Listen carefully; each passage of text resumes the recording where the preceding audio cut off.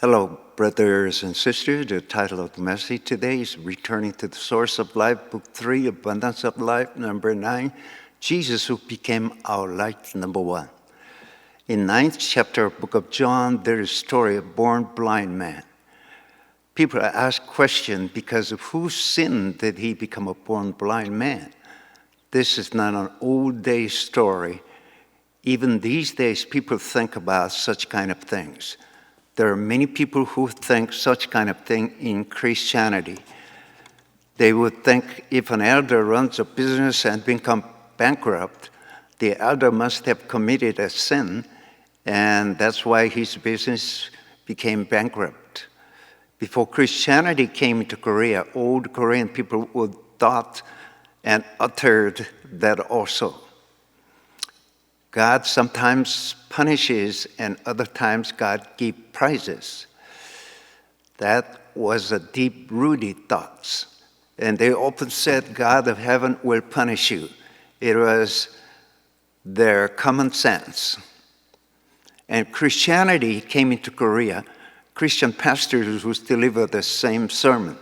If you maintain strong faith, God will bless you.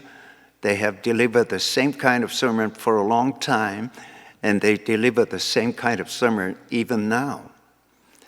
If elders or deacons, if their business go well, they would say they receive a blessing because of their strong faith. And if their business go bankrupt, they would say, what kind of sin did they commit? They don't think in a scientific way, but just religious way. My wife's family is the same. My mother-in-law was an excellent technician in making ladies' garments. She opened a famous ladies' dressmaking store in Chungju area, and name was Zion Dressmakers. My wife was working at her mother's dressmaking store for 7 years. Maybe she made a lot of money. And my father-in-law opened up a men's tailor shop with the name Jungdosa. In those days, people had made their suits and paid money for 3 months or 10 months down payment. Poor people could not afford to have their suits made because they were poor and suits were too expensive for them. Main customers were teachers. But my father-in-law was not a good businessman, and his customers were buying suits with monthly installment. He needed a lot of managing fund. He had to employ salesperson to collect monthly installment money. He had to pay a lot of money to his salesman. My father-in-law was an elder in a Presbyterian church who spent a lot of money in a wasteful way. He also donated a lot of money to various places.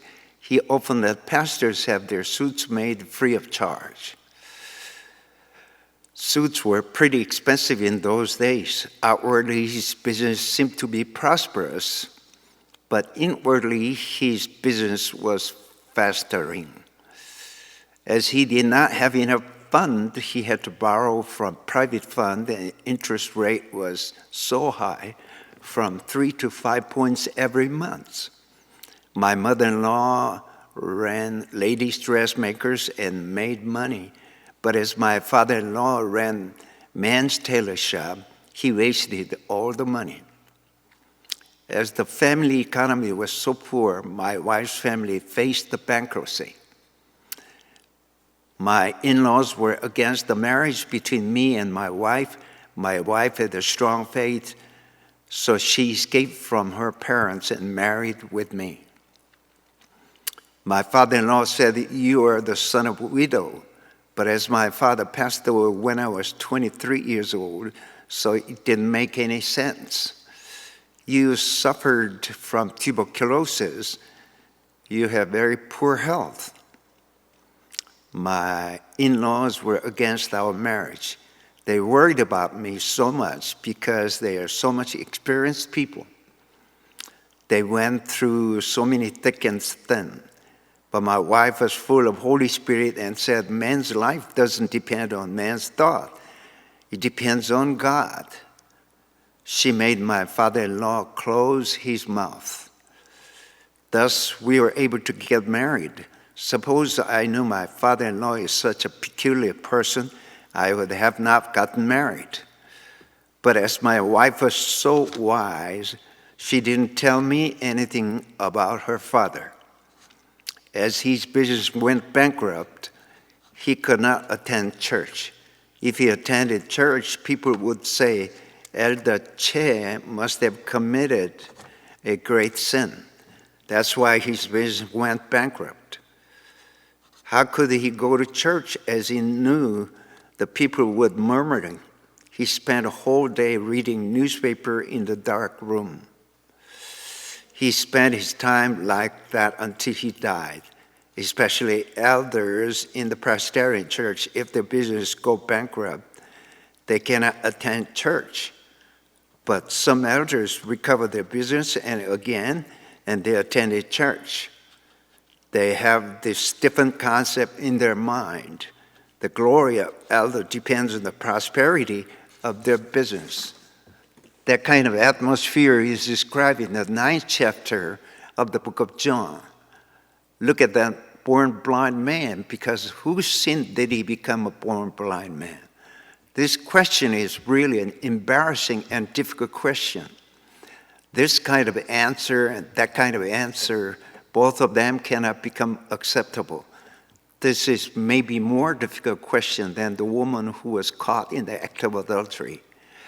They asked, should we stone her to death or set her free?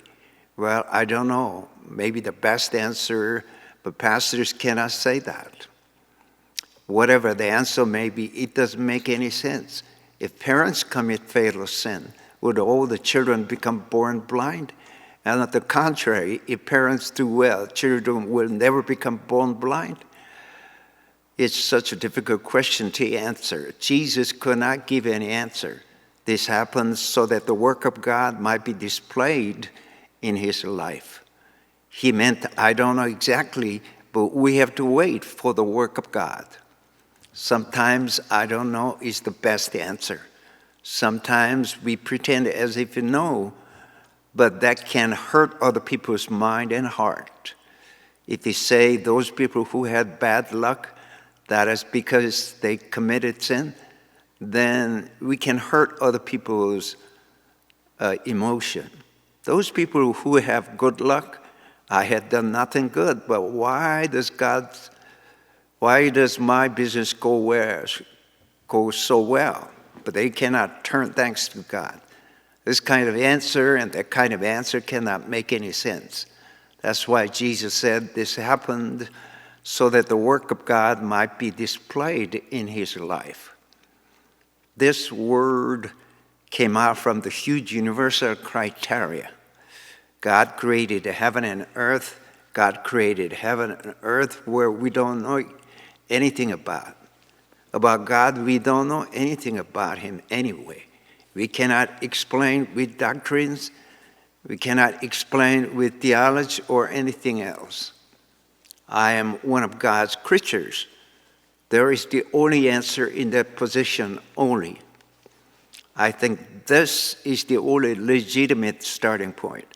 I was wandering around for a long time and started from right here again.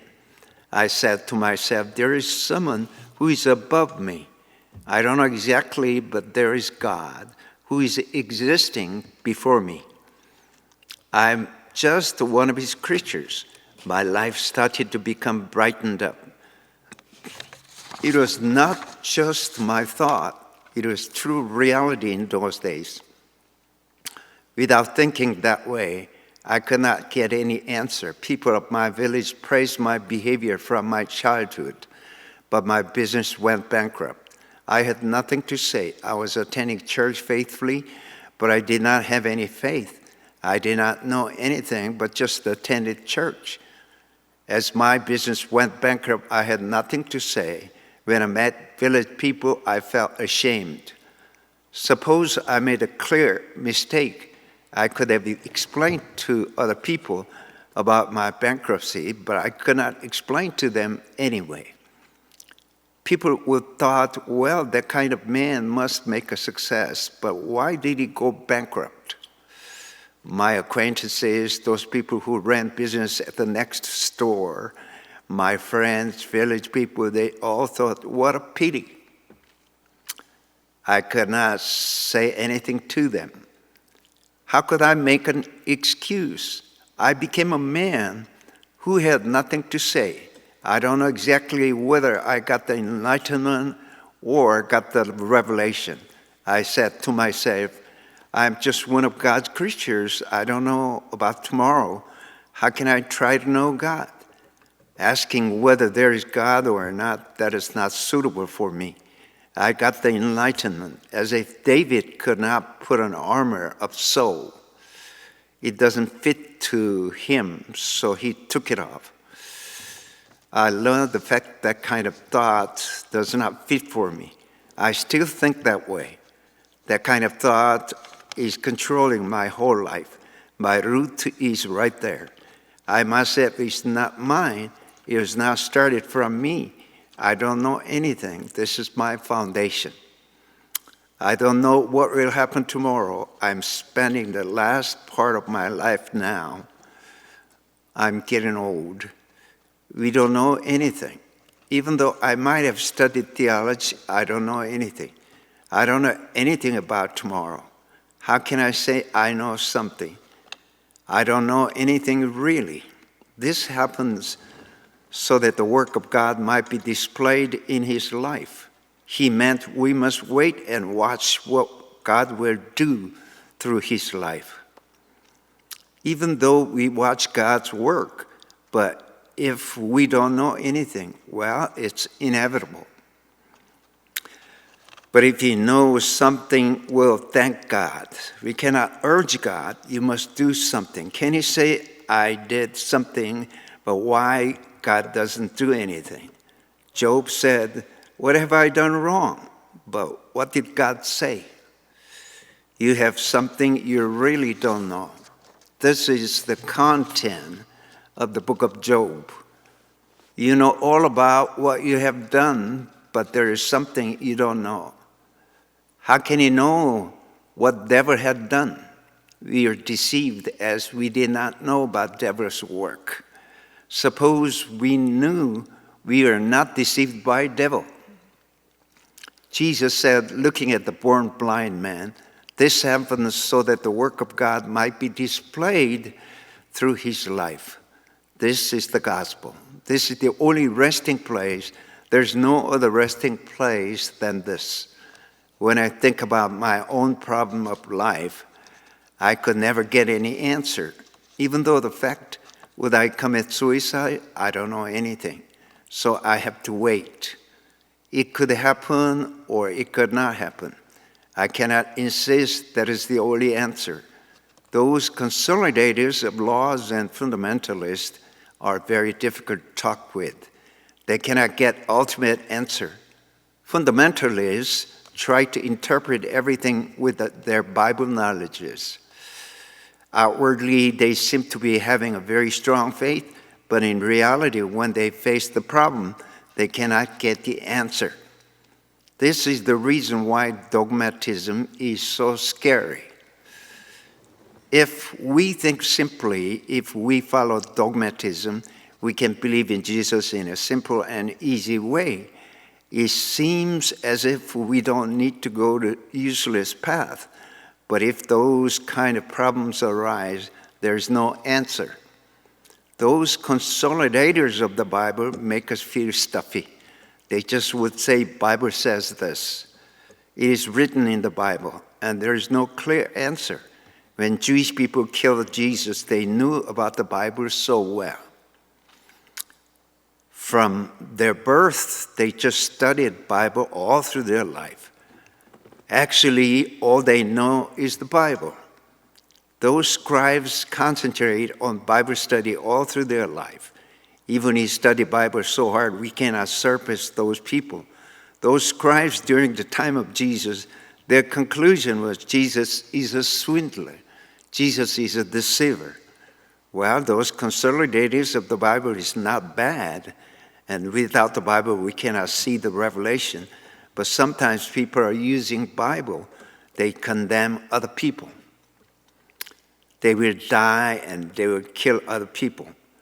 They are sometimes very dangerous. Sometimes Bible says can be very dangerous. Billy Graham would emphasize Bible says. That kind of phrase can impress people in America, but in India, that kind of phrase cannot impress people. Pentecostal people would say in India, Jesus healed your diseases today. Reverend David Cho of Korea had a crusade in India, and thousands of people gathered together. The content of his sermons is nothing special. He just talked about the faith healing. Faith healing can impress people in any part of the world. So many Indian people sent ovation to Reverend David Cho of Korea. Using doctrines of the Bible, we cannot heal people. Bible is a unique book in Christianity. We must read every day and consider the Bible so important. But it's no more important than the life of people and the revelation of God at the present time. God works and speaks according to the reality at the present time. But people don't know about that. We don't know when the column of cloud will move or column of cloud will sit down. They really do not know in the wilderness. They just follow the instruction of God. Thank you. Hallelujah. May God bless you. Thank you again. Thank you. Thank you.